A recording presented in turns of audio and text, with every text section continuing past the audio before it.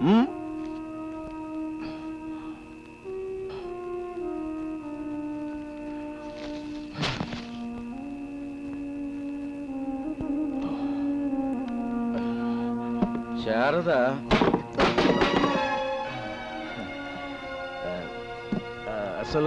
అసలు ఏం జరిగిందంటే, నేను బాబా గారి దగ్గరికి వెళ్ళి మందు మానేయటానికి పసరు ఇమ్మన్నానా?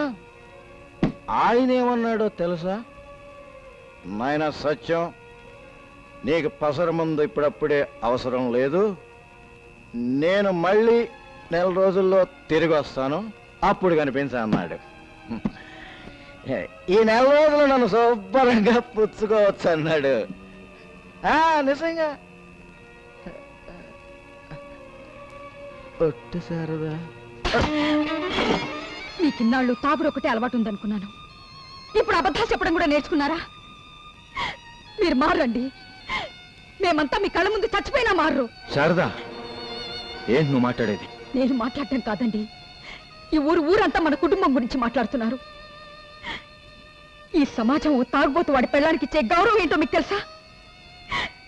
ఒక తాగుబోతు పెళ్ళానికి పరాయి వాడు చూపించే మర్యాద ఏమిటో మీకు తెలుసా? తెలీదు. మీ ఆయన తాగుబోతు కదా, వాడు సంసారాన్ని ఏం పోషిస్తాడు, నన్ను పోషించమంటావా అని ఒకడు అడుగుతాడు.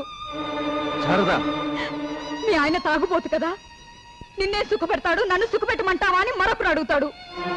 శారదా, పిచ్చి పిచ్చిగా మాట్లాడు. పిచ్చి పిచ్చిగా కాదండి, పచ్చి నిజం మాట్లాడుతున్నాను. నా ముగ్గురు పిల్లలు అడ్డుపడకుండా ఉండుంటే ఈ రోజు నేను సమ్మె ఉండేదాన్ని. శారదా, అసలేం జరిగింది?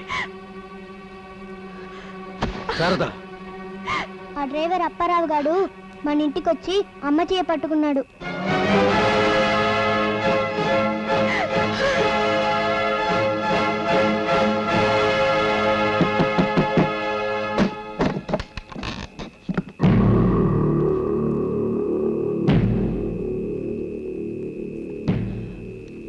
నువ్వా? మనం బయటికి వెళ్ళి మాట్లాడుతున్నాం.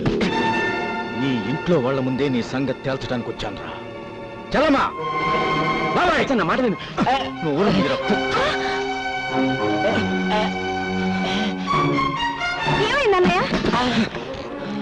నేను నీకు అన్నయ్యనైతే నా పెళ్ళం వీడికి చెల్లెలే కదా. కానీ ఈ ఊరకొక్కగాడు ఏం చేశాడు తెలుసా? తనకు చెల్లెల్లాంటి నా భార్య చేయి పట్టుకున్నాడు. ఏంట్రా అలా నిలబడి చూస్తున్నావు?